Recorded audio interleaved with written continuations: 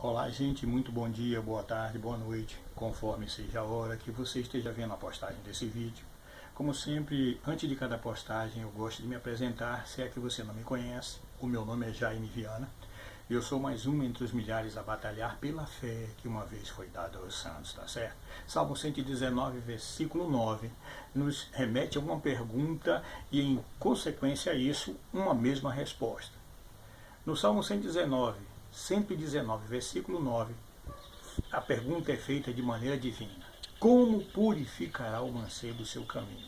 E em seguida vem a resposta, observando conforme a sua palavra. Para os nossos dias, em pleno século XXI, em que as pessoas têm uma facilidade muito em crer aquilo que é aparentemente sobrenatural, em crer aquilo que faz com que o seu ego fique cada vez mais extasiado, as pessoas se esquecem muitas vezes que esta palavra continua ainda com o aval de Deus. Sem essa palavra não há como seguirmos diante da presença do iluminado, daquele do Todo-Poderoso, do Senhor Criador do Universo. E essa palavra nos diz que um dia ele enviou o seu Filho. E talvez você, me ouvindo falar esta frase, você diga: mas isso eu já ouvi várias e várias vezes. E você vai ouvir por mais e mais vezes, o quanto for preciso, o quanto for necessário, para que você entenda que Jesus é o único caminho que pode levar você à glória, que pode fazer você, que tem levado uma vida de fracasso, numa vida de vitória, em nome de Cristo Jesus.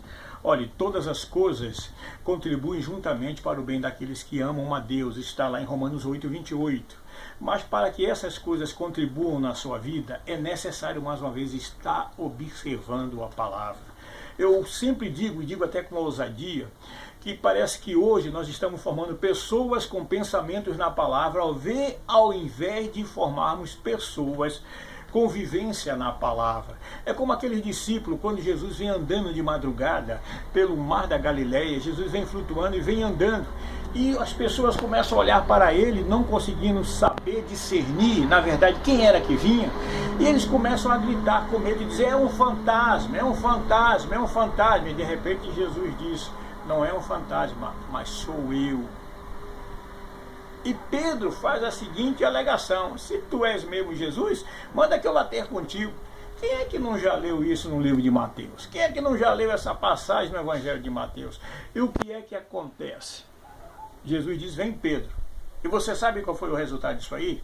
Claro que você sabe, que Pedro acabou naufragando. Pedro acabou indo a fundo, não quando Jesus disse venha, mas quando Pedro começou a olhar mais para as coisas que estavam ao seu redor, para os periféricos, do que olhar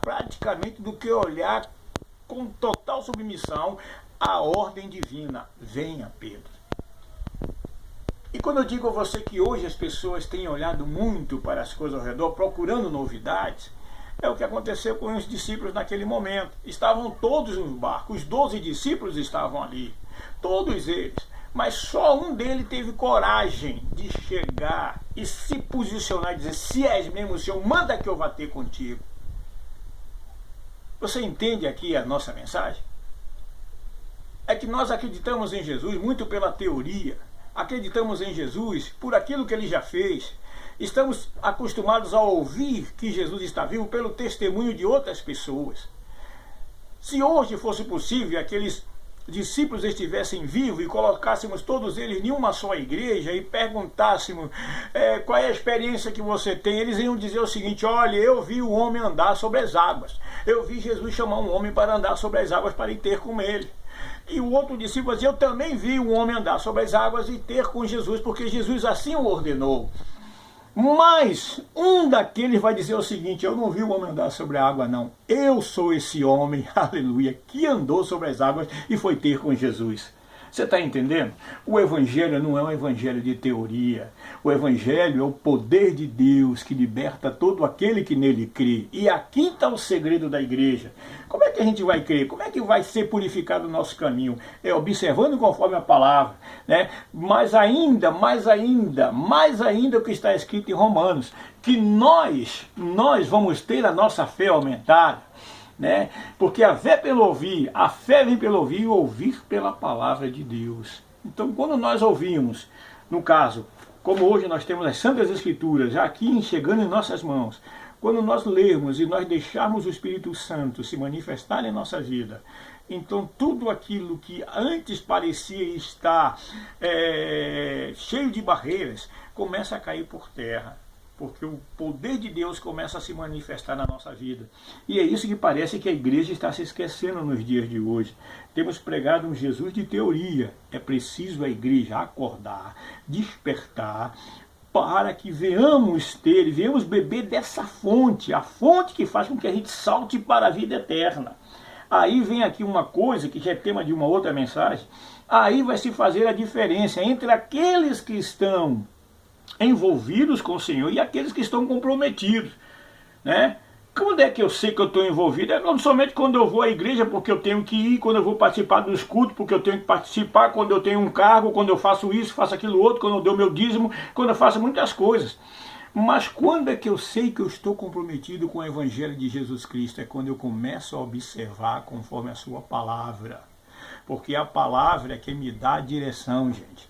É a palavra, por isso que Paulo disse, olhe, capítulo 4 da carta de Paulo aos Filipenses, capítulo 4, versículo 8. No demais, irmão meu, se há alguma virtude, se há algum louvor, se há alguma qualidade, se há alguma coisa de boa, antes de fazer isso que você acha que é bom, pense primeiro. E como é que eu vou saber? Eu tenho que pensar e decidir pelo que a palavra me diz. O que eu digo, o que alguém deixou de dizer, é até louvável, mas eu tenho que trazer para que ela fique em conformidade com a palavra de Deus, porque senão vai passar tão somente de filosofia humana. É o que nós vemos muito hoje, já estamos acompanhando os famosos reteter da vida. Estamos buscando emoções que vão preencher o vazio da nossa carne. Quando Deus, na verdade, através do Espírito Santo, através do seu Filho Jesus Cristo, através da aceitação do sacrifício de Cristo na cruz do Calvário, nós somos libertos de nós mesmos. E aí sim, a palavra de Deus vai começar a dar frutos em nossa vida, tá bom? Que você possa parar e pedir que o Espírito Santo ensine você de maneira tal que haja um despertamento. Porque ainda hoje, como diz Romanos capítulo 10, que a fé é pelo ouvir e o ouvir pela palavra de Deus. Então deixa a palavra atuar e fazer o fruto verdadeiro na sua vida. Em nome de Jesus. Se puder, compartilhe. Caso não possa, eu agradeço a si mesmo. Ora por Jaime Viana e seus familiares. E fica na paz, porque o resto a gente corre atrás. Em nome de Jesus. Amém. Graças a Deus. Até a próxima.